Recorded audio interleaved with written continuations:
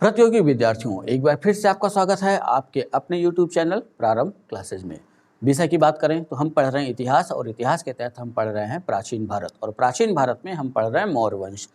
पिछली video class जो मैंने आपको दी है उसी क्लास को आगे बढ़ाते हैं, और आज हम देखेंगे या आज हम जो पढ़ेंगे वो चैप्टर है अपना मौर्य साम्राज्य का पतन। ये ध्यान रखिएगा, मौर्य साम्राज्य का पतन हम भले ही पढ़ रहे हैं, लेकिन अभी मौर्य वंश समाप्त नहीं हुआ है।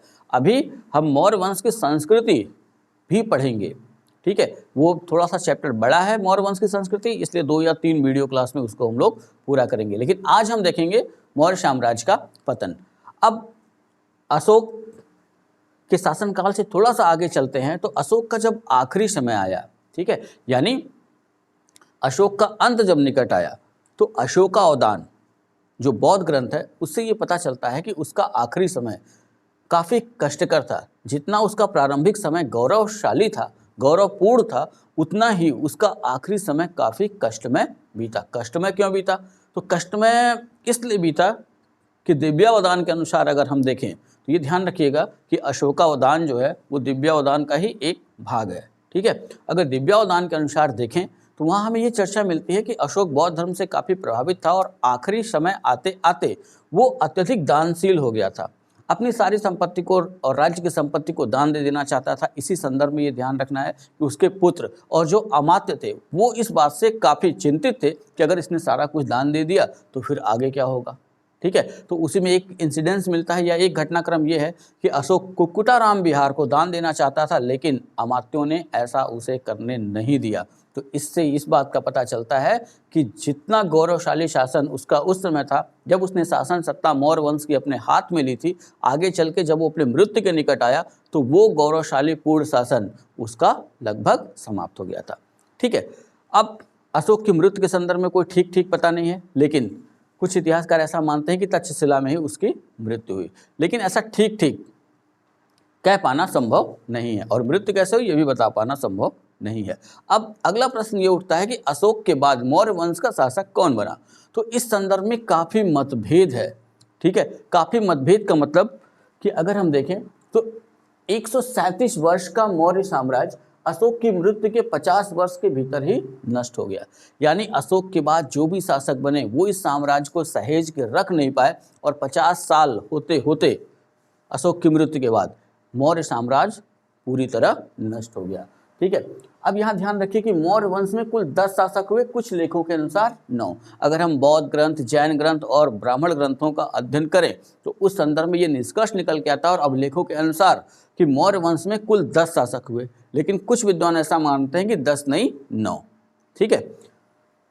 अशोक के उत्तराधिकारियों के संदर्भ में दिव्यावदान एवं पुराणों में अलग अलग सूचियां प्राप्त होती हैं। अशोक के बाद कौन कौन मौर्य वंश का शासक बना, इस संदर्भ में अगर देखा जाए तो बौद्ध ग्रंथ, दिव्यावदान और जो ब्राह्मण ग्रंथ हैं उनमें हमें जो है, ब्राह्मण ग्रंथ का मतलब यहाँ पुराण से, ठीक है, पुराणों में अलग अलग नाम हमको मिलते हैं कि अशोक के बाद कौन शासक बना। कुछ चर्चा उस पर कर लेते हैं, ठीक है। तो वायु पुराण के अनुसार अगर देखा जाए तो अशोक के बाद कुणाल शासक बना, ठीक। वहीं जैन एवं बौद्ध ग्रंथों के अनुसार अशोक के बाद संप्रति शासक बना, जिसकी चर्चा दिव्यावदान करता है, ठीक है। लेकिन यहाँ ध्यान रख लेना है कि अब इतिहासकार इस मत पे सहमत हैं लगभग कि पहले कुणाल ही शासक बना होगा, और इतिहासकारों का ऐसा मानना है कि कुणाल देख नहीं सकता था यानी अंधा था, तो उसकी सहायता के लिए संप्रति वहाँ पे नियुक्त था, कह सकते हैं उपराजा के तौर पर। इसी वजह से ये कन्फ्यूजन हुआ। लेकिन अभी भी ये ध्यान रखिए कि इतिहासकार एक मत पे नहीं है कि अशोक के बाद कौन शासक बना। तो अशोक के उत्तराधिकार के संदर्भ में अगर हम देखें तो पुराणों की सूची अगर हम लेके आए कि जो पुराणों में वर्णन मिलता है मौर्य वंश के शासकों का, तो वहाँ से हम ये देखते हैं कि अशोक के बाद जो पहला शासक बना, यानी अशोक के बाद अशोक का जो उत्तराधिकारी बना पहला, वो था कुणाल। दूसरा बंधुपालित, तीसरा इंद्रपालित, चौथा जो नाम मिलता है पुराणों में वो है दशोन, पांचवा नाम जो मिलता है वो है दशरथ, छठवां नाम जो मिलता है वो है संप्रति, सातवां नाम जो मिलता है वो है शालिशुक, आठवां नाम जो मिलता है वो देवधर्मन, नौवां नाम जो मिलता है वो है शतधनुष, और जो 10वां नाम मिलता है वो है बृहद्रथ। तो अब हम आपके मन में ये प्रश्न उठ रहा होगा कि शुरुआत में हमने कहा कि मौर्य वंश में कुल 10 शासक हुए, कुछ लेखों के अनुसार 9, तो अभी 3 तो पहले ही हो चुके हैं, अशोक, उसका पिता बिंदुसार और बिंदुसार का पिता चंद्रगुप्त मौर्य जिसने मौर्य वंश की स्थापना की थी। तो इस तरह तो संख्या काफ़ी हो जाएगी, ठीक है। 10 यहाँ हैं, 3 वहाँ जुड़ जाएंगे, 13। लेकिन ये ध्यान रखिएगा कि यहाँ जो कुछ शासक ऐसे हैं ना कि जो मौर्य वंश के 5 राज्य थे और उनकी जो 5 राजधानियाँ थी, कुछ की नियुक्ति वहाँ थी और पुराणों में इस संदर्भ में जो इसको अलग नहीं किया गया और उसी के साथ साथ लिख दिया। जैसे कि कल्हड़ अपनी राज तरंगिणी में जो चर्चा करते हैं कश्मीर के संदर्भ में कि अशोक के बाद कश्मीर का शासक उसका पुत्र जालौक बना और जालौक के बाद उसका पुत्र दामोदर कश्मीर का शासक बना। दोनों शैव वंश के अनुयायी थे। ये चर्चा हमको मिलती है कल्हड़ की राज तरंगिणी से, ठीक है, कश्मीर के संदर्भ में। तो ये ध्यान रखना है कि मौर्य वंश तो काफ़ी विस्तृत था। तो अब अगर इसी को हम अलग शासक मान लें तो यहाँ हम 11 भी लिख सकते हैं जालौक। तो इस संदर्भ में ध्यान रखिए कि चीज़ें काफ़ी उलझी हुई हैं, लेकिन इतिहासकार इस मत से सहमत हैं कि मौर्य वंश में कुल 10 शासक हुए। अब ये ध्यान रखिए, ऑप्शन बेस्ड क्वेश्चन है, जब भी पूछे कि मौर्य वंश में कुल कितने शासक हुए, तो अगर ऑप्शन में 9, 10 दोनों दिया हुआ तो पहले हमको 10 पे जाना है, 10 अगर नहीं दिया हुआ है तो 9 पे जाना है। या अगर क्वेश्चन ऐसा हो पूछे कि कुछ लेखों के अनुसार मौर्य वंश में कितने शासक हुए, ठीक है। सामान्यतः मौर्य वंश में 10 शासक हुए, लेकिन कुछ लेखों के अनुसार मौर्य वंश के शासकों की संख्या कितनी बताई गई है, तब वहाँ पे अपना आंसर क्या हो जाएगा, 9, ठीक है। तो ये 10 नाम बृहद्रथ को मैंने इसलिए हाईलाइट किया कि ध्यान रखना है कि बृहद्रथ मौर्य वंश का अंतिम शासक था, ठीक। अब कुछ चीज़ें इन शासकों के संदर्भ में, ज़्यादा कुछ तो जानकारी हमको मिलती नहीं है, लेकिन कुछ जानकारी जो मिलती है वो मैं आपको बता रहा हूँ। पहले तो ध्यान रखिए दशरथ, तो दशरथ के लिए भी जैसा अशोक के लिए देवानामपी की उपाधि मिलती है, वैसे ही दशरथ के लिए भी देवानामपी उपाधि का प्रयोग किया गया है। और ये दशरथ ये न तो जैन धर्म का अनुयायी था, न तो बौद्ध धर्म का अनुयायी था। अगर इसकी बात करें तो ये आजीवक संप्रदाय का अनुयायी था। आपको याद ही होगा जब हम लोगों ने गुहा लेख पढ़ा था, यानी गुफाओं के बारे में, तो वहाँ दशरथ का नाम आया था कि जिसने नागार्जुनी पहाड़ी पर आजीविकों को दान देने के लिए गुफाएं बनवाई थी, ठीक है। तो दशरथ आजीवक संप्रदाय का अनुयायी था। वैसे ही संप्रति की बात करें तो संप्रति जैन धर्म का अनुयायी था और इसने भी चंद्रगुप्त मौर्य की तरह संलेखना पद्धति द्वारा ही अपने प्राण त्यागे थे। जैन धर्म में मैंने आपको बता ही रखा था, जब मृत्यु निकट आ जाती थी तो जो व्यक्ति जैन धर्म का होता था वो उपवास धारण कर लेता था, अन्न और जल का त्याग कर देता था और धीरे धीरे उसकी मृत्यु हो जाती थी। इसे ही जैन ग्रंथ में कहा गया है संलेखना पद्धति या संथारा पद्धति, ठीक है। तो यहाँ ध्यान रख लीजिएगा कि एक तो चंद्रगुप्त मौर्य, ठीक, वो भी जैन धर्म का अनुयायी था, उसने भी संलेखना पद्धति से अपने प्राण त्यागे। और दूसरा जो शासक है जिसने संलेखना पद्धति से अपने प्राण त्यागे मौर्य वंश का, वो है संप्रति।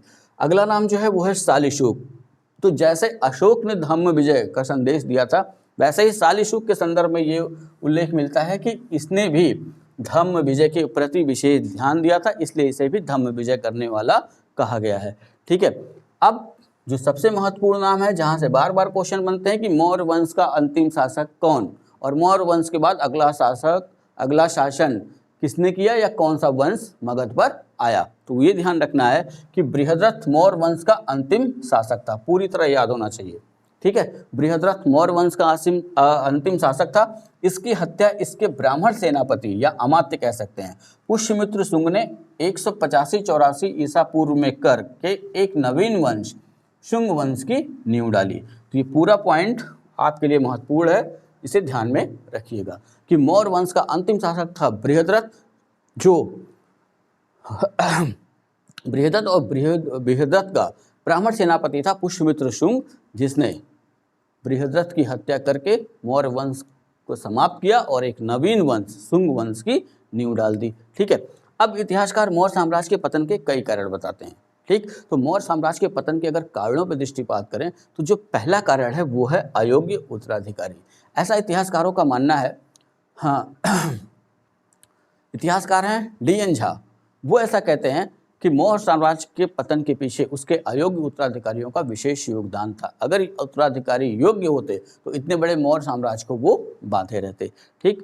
दूसरा, अशोक की अहिंसावादी नीति।